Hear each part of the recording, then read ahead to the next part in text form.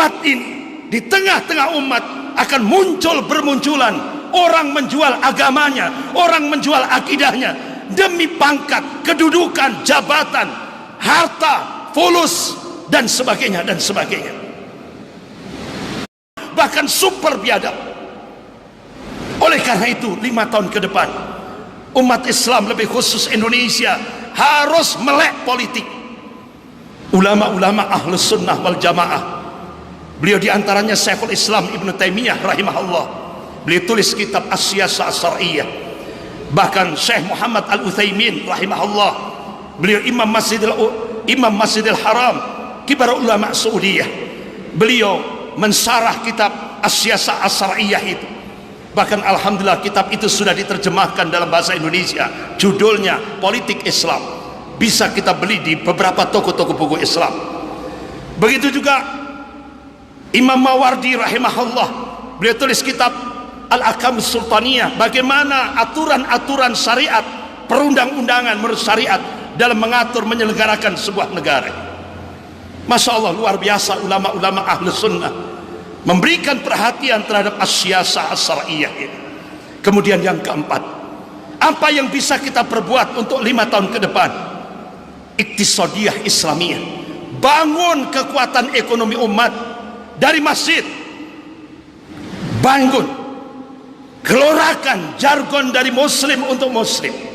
Masya Allah, inspirasinya dari Indonesia, tapi ternyata yang mengamalkan kaum muslimin di Malaysia. Ketika Malaysia semua kekuatan ekonomi dikendalikan oleh Cina, akhirnya gerakan dari muslim, membeli dari muslim untuk muslim, berhasil digerakkan di Malaysia, sehingga akhirnya Malaysia, kaum muslimin Malaysia sampai hari ini mengendalikan kekuatan ekonomi di Malaysia dari muslim untuk muslim.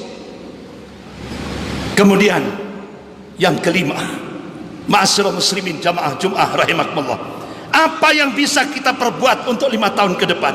Ayo jadikan anak-anak kita dari rumah tangga muslim menjadi generasi Rabbani, yaitu semua pola pikirnya, aktivitasnya rujuk ilal Quran was sunnah, kembali kepada Al-Quran dan As-Sunnah. Generasi Rabbani, generasi yang senantiasa takut kepada Allah, al-khauf minallah, generasi yang punya al-wala wal bara yang jelas, generasi yang mahabbah, kecintanya kepada Allah, generasi yang adillatin alal mu'minin, rendah hati terhadap sesama mukmin, generasi yang aizzatin alal kafirin, tegas terhadap orang-orang kafir dalam aspek akidah. Ma'asyiral muslimin jamaah Jum'ah rahimakumullah, dalam lingkup fardiyah, dalam lingkup pribadi-pribadi, apa yang bisa kita perbuat untuk 5 tahun ke depan?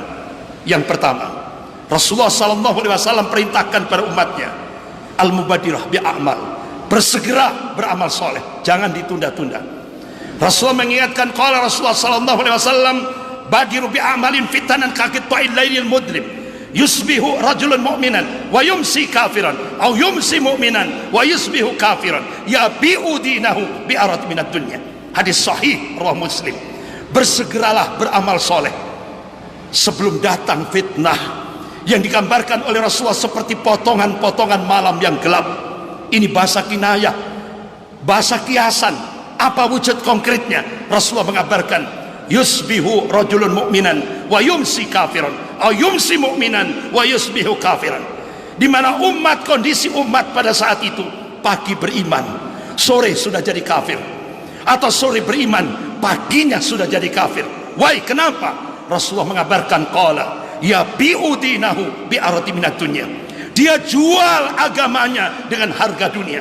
Artinya apa? Banyak umat ini, di tengah-tengah umat akan muncul bermunculan orang menjual agamanya, orang menjual akidahnya demi pangkat, kedudukan, jabatan, harta, fulus dan sebagainya dan sebagainya. Saya tidak provokasi, tapi feeling beliau, negeri ini akan diarahkan kepada komunisme. Bahkan sampai puncaknya, dalam titik klimaks, beliau memberikan statement yang bisa menyelamatkan negara kesatuan Republik Indonesia ini adalah umat Islam. Itu benteng terakhir umat Islam. Itu yang beliau sampaikan. Masyaallah muslimin jamaah Jum'ah rahimakumullah. Bahkan polisinya sudah vulgar. Masjid diawasi, karena masjid diberikan stigma pusat radikal. Sampai PAUD, anak-anak yang masih berumur 3 tahun 4 tahun sudah terpapar radikal.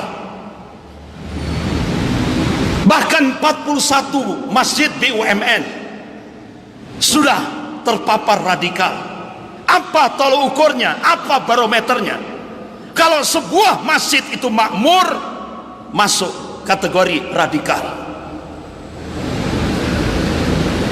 Bahkan sampai PAUD terpapar radikal. Bahkan polisi ini sudah dilaksanakan. Densus 88 langsung menggeledah PAUD yang ada di Sleman, Yogyakarta. Padahal anak-anak kecil yang masih belum bisa, artinya hanya anak-anak, tidak menutup kemungkinan ke depan kalau sudah PAUD sudah terpapar radikal, tidak menutup kemungkinan ke depan ada statement sperma radikal. Artinya apa? Kalau dia mau menikah harus uji lab dulu, masuk kira-kira dia masuk keturunan radikal apa enggak. Astagfirullah.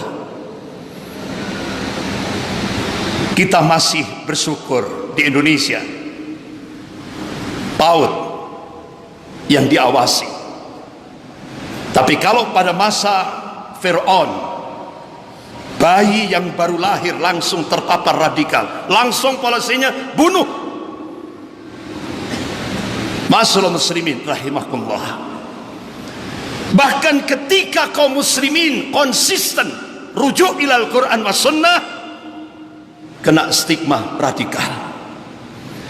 Jadi apa yang diingatkan oleh Rasulullah sallallahu alaihi wasallam, qala Rasulullah sallallahu alaihi wasallam, badal Islam ghariban wa sayaudu ghariban kama bada, fatuba lil ghuraba.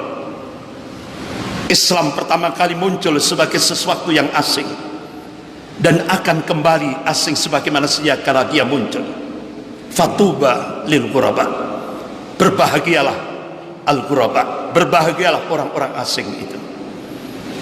Masyaallah muslimin rahimakumullah. Ke depan kita menjadi gurbah ketika kita konsisten rujuk ilal Quran wa sunnah. Kita di posisi kita semakin gurbah, semakin terasing. Coba sekarang rektor-rektor seluruh Indonesia diminta untuk mengawasi mahasiswa-mahasiswi yang ke masjid.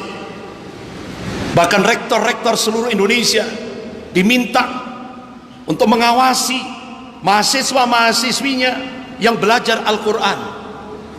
Sampai akhirnya Menristek minta mata kuliah agama Islam diakhirkan, karena itu bisa membangkitkan, bisa memupuk mahasiswa menjadi mahasiswa radikal, karena Al-Quran radikal katanya. Astagfirullah. Inilah sebuah perselingkuhan sistem pemerintahan sekuler dan Islamofobia, yaitu kelompok yang benci terhadap Islam dan kaum muslimin. Nah, inilah fitnatul duhaimah, di mana Rasulullah SAW mengabarkan nanti Rasulullah memberikan kabar kepada umatnya, kalau sudah fitnatul duhaimah ini sudah terjadi, umat ini akan terbelah menjadi dua kelompok, mukmin sejati dan munafik sejati. Mukmin sejati dan munafik sejati. Artinya mukmin sejati di dalamnya tidak ada kemunafikan. Artinya munafik sejati di dalamnya tidak ada keimanan. Dan itu akan terjadi. Apa yang bisa kita perbuat untuk 5 tahun ke depan? dalam wilayah. Kalau kita secara jama'i, apa yang bisa kita perbuat? Yang pertama, dakwah tauhid harus terus kita gerakkan, karena kita punya Allah, gantungan kita Allah, dan Allah meyakinkan wa man nasru illa min indillah, kemenangan itu datangnya dari Allah, bukan dari manusia. Tugas kita berjuang. Intan surullaha yansurkum wa yuthabbit aqdamakum. Allah memanggil hambanya, ya ayyuhalladzina amanu, hai orang-orang yang beriman, intan surullaha yansurkum wa yuthabbit aqdamakum. Jika kamu menolong agama Allah, pasti Allah akan menolong kamu. Wa yuthabbit aqdamakum, dan Allah akan menguatkan kedudukan kamu, Allah akan menguatkan keimanan kamu. Yang kedua, apa yang bisa kita perbuat untuk 5 tahun ke depan? Yang kedua, tarbiyatul islamiyah. Ayo jadikan pesantren-pesantren kita, lembaga-lembaga pendidikan Islam kita, madrasah-madrasah kita, jadikan itu sebagai sarana strategis untuk membangkitkan safatul islamiyah, kebangkitan Islam. Yang ketiga, apa yang bisa kita perbuat 5 tahun ke depan? As-siyasah as-syar'iyyah. Ayo kaum muslimin, jangan buta politik. Umat Islam harus melek politik, jangan buta politik. Seringkali kadang-kadang umat Islam a priori terhadap politik, sehingga akhirnya dia fokus pada ibadah-ibadah mahdoh, dia jauhi politik. Akhirnya apa yang terjadi? Apa yang diingatkan, apa yang ditunjukkan oleh Allah di Uighur, ketika umat Islam cuek terhadap masalah politik, akhirnya umat Islam dilarang sholat, dilarang. Saya tidak provokasi, tapi feeling beliau, negeri ini akan diarahkan kepada komunisme. Bahkan sampai puncaknya, dalam titik klimaks, beliau memberikan statement yang bisa menyelamatkan negara kesatuan Republik Indonesia ini adalah umat Islam. Itu benteng terakhir umat Islam. Itu yang beliau sampaikan. Masyaallah muslimin jamaah Jum'ah rahimakumullah. Bahkan polisinya sudah vulgar.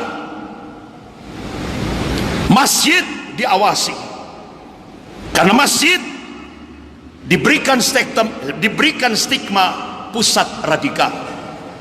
Sampai PAUD, anak-anak yang masih berumur 3 tahun, 4 tahun sudah terpapar radikal. Bahkan 41 masjid BUMN sudah terpapar radikal. Apa tolok ukurnya? Apa barometernya? Kalau sebuah masjid itu makmur, masuk kategori radikal. Bahkan sampai PAUD terpapar radikal. Bahkan polisi ini sudah dilaksanakan. Densus 88 langsung menggeledah PAUD yang ada di Sleman, Yogyakarta. Padahal anak-anak kecil yang masih belum bisa, artinya hanya anak-anak, tidak menutup kemungkinan ke depan, kalau sudah PAUD sudah terpapar radikal, tidak menutup kemungkinan ke depan ada statement sperma radikal. Artinya apa? Kalau dia mau menikah harus uji lab dulu, masuk kira-kira dia masuk keturunan radikal apa enggak. Astagfirullah. Kita masih bersyukur di Indonesia PAUD yang diawasi. Tapi kalau pada masa Fir'aun, bayi yang baru lahir langsung terpapar radikal, langsung polisinya bunuh. Masyaallah muslimin rahimakumullah. Bahkan ketika kaum muslimin konsisten rujuk ilal Quran wa sunnah, kena stigma radikal. Jadi apa yang diingatkan oleh Rasulullah sallallahu alaihi wasallam, qala Rasulullah sallallahu alaihi wasallam, badal Islam ghariban wa sayaudu ghariban kama bada, fatuba lil ghuraba. Islam pertama kali muncul sebagai sesuatu yang asing dan akan kembali asing sebagaimana sejak kala dia muncul. Fatuba lil ghuraba, berbahagialah al ghuraba, berbahagialah orang-orang asing itu. Masyaallah muslimin rahimakumullah, ke depan kita menjadi gurbah ketika kita konsisten rujuk ilal Quran was sunnah. Kita di posisi kita semakin gurbah, semakin terasing. Coba sekarang rektor-rektor seluruh Indonesia diminta untuk mengawasi mahasiswa-mahasiswi yang ke masjid. Bahkan rektor-rektor seluruh Indonesia